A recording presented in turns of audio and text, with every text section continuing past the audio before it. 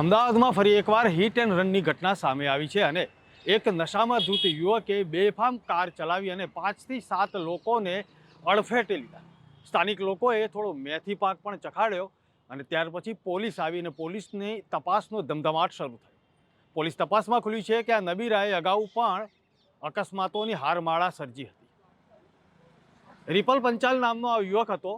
તેણે અલગ અલગ અકસ્માતો તો કર્યા છે, પરંતુ આજે નશામાં ધૂત થઈને કસ્ટડીમાં પણ મીડિયા સાથે કેટલીક વાતચીત કરી અને પોતાના પૈસાનો પાવર બતાવ્યો. આવો જોઈએ મુંબઈ સમાચારનો આ ખાસ રિપોર્ટ. આજે વહેલી સવારે અમદાવાદના બોપલ આમલી રોડ પર વૈભવી ઓડી કાર ચાલકે નશાની હાલતમાં પૂરપાટ ઝડપે બેફામ કાર હંકારીને 5 થી 7 જેટલા વાહનોને અડફેટે લીધા હતા. ત્યારબાદ તેની કાર રેલિંગ સાથે અથડાતા રોકાઈ ગઈ હતી. હાજર લોકોએ તેને મેથી પાક પણ ચખાડ્યો હતો.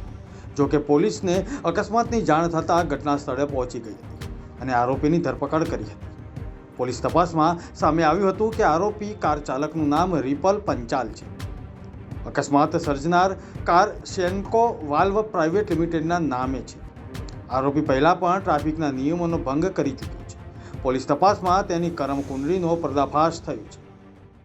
આરોપીને અમે રિપોર્ટ સાથે બ્લડ ટેસ્ટ માટે મોકલી આપેલ છે અને આજનું સવારે 9:30 વાગે બોડીગાર્ડના ચાલકે 3 ફોર વ્હીલ અને 3 બાઇક 4 વ્હીલરવાળાને નુકસાન કરેલું છે. બોડીગાડી સેન્કો વાલ્વ પ્રાઇવેટ લિમિટેડ કંપની છે અને અગાઉ કરેલો એની તપાસ એ હજુ તપાસ અમારી પ્રાથમિક તબક્કામાં છે અને એની તપાસ અમે કરી. હાલના તબક્કામાં કોઈને અકસ્માતની ઘટના બાદ ટ્રાફિક પોલીસનું નિવેદન સામે આવ્યું, જેમાં તેમણે જણાવ્યું કે આરોપી રિપલ પંચાલનું લાયસન્સ રદ કરવા માટે રિપોર્ટ કરવામાં આવશે. હાલ તેના લોહીના નમૂના લેવામાં આવ્યા છે અને ટેસ્ટિંગ માટે લેબોરેટરીમાં મોકલવામાં આવેલા છે. રિપોર્ટ આવ્યા બાદ ખબર પડશે કે આલ્કોહોલ કે અન્ય કોઈ પ્રકારના નશાનું સેવન કર્યું હતું કે કેમ. આરોપી રિપલ પંચાલ અગાઉ પણ ટ્રાફિકના નિયમોનો ભંગ કરી ચૂક્યો છે. અગાઉ કરેલા અકસ્માતોની તપાસ પણ ચાલુ જ છે. બોપલ આમલી વિસ્તારમાં અકસ્માત સર્જનાર આરોપી રિપલ પંચાલને હજુ પણ નશામાં ધૂત જોવા મળી રહ્યો. મીડિયા દ્વારા ઘટના અંગે સવાલો કરવામાં આવતા તેણે રોફ જમાવતા સ્પષ્ટપણે જણાવ્યું કે મારો વકીલ જવાબ આપશે. તેને વારંવાર સવાલ કરવામાં આવ્યા હતા કે તમને ખબર છે કે તમે અકસ્માત સર્જ્યો છે, તમે નશામાં છો. તેણે માથું હલાવીને ના પાડી હતી અને કહ્યું હતું કે હું નોર્મલ છું.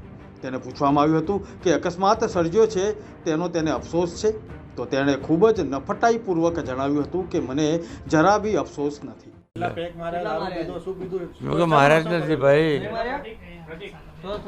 નો કમેન્ટ્સ.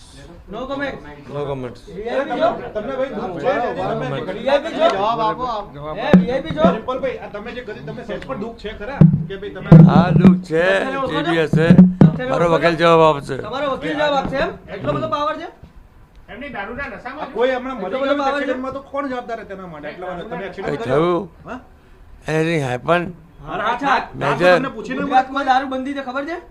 ખબર છે આજે મારી પરમિશન છે. આજે મારા માટે તો એકદમ શોકિંગ થઈ ગયું, કારણ કે હું સવારના દર્શન કરવા નીકળી હતી મહુડી, ત્યારે એકદમ ન્યૂઝ આવ્યા કે મેં જોયું આ ફોનમાં કે આવી રીતના એક્સિડન્ટ ને આ બધું થયું, એટલે આઈ વોઝ ઓલ્સો શોક કે શું થઈ ગયું એકદમ. પણ રિપલભાઈને ક્યારની કેટલા ટાઈમથી he is going through this mind ની બધી દવાઓ એમની ચાલી રહી છે. He is not in good health, એટલે એમની હેલ્ધી માઇન્ડમાં કેટલા લગભગ 1.5 યરથી બધી મેડિસિન્સ આર ગોઈંગ ઓન. એટલે સવારના મે બી એને મેડિસિન્સ લીધી અને એકદમ એને અસર થઈ અને એમાં મને લાગે છે આ થયું છે. એમનું દારૂ તો પીવાનું છે પણ ગઈકાલથી લાગતું નથી, અત્યારના પણ એમાંથી કોઈ સ્મેલ નથી આવી રહી, એટલે મે બી આ દવાની જ અસર છે જે હદે એમને ઇફેક્ટ થાય છે. અમે લોકો જોડે જ હતા, અમારું ગ્રુપ હતું, અમે લોકો ત્યાં હાઉસ ઓફ મકીબામાં સરસ ડિનર કર્યું, બધા જોડે જ હતા. પછી રાતના હું મારી ડોટરને લઈને ઘરે આવી, એ થોડું કોફી પીવા ગયા હતા અને પછી અહીં સુઈ ગયા હતા અને સવારના આ બધું જ થયું. એના માટે તો મને દિલથી બહુ દુઃખ છે કે જેને જેને આ થયું એના તરફથી આઈ એમ હાર્ટલી સોરી રિપલ તરફથી, અને 100% એમને જે થયું છે એના બદલે આઈ એમ સેઇંગ સોરી. અમદાવાદમાં અગાઉ પણ થયેલા હિટ એન્ડ રનમાં અનેક લોકોના જીવ ગયા છે. ત્યારે શહેરમાં નબીરાઓનો જાહેર રસ્તા પર આતંક વારંવાર જોવા મળતા હવે શહેરીજનો પણ રસ્તા પર નીકળતી વખતે જાણે અસલામતીનો અનુભવ કરતા હોય તેવું લાગી રહ્યું છે. બ્યુરો રિપોર્ટ, મુંબઈ સમાચાર.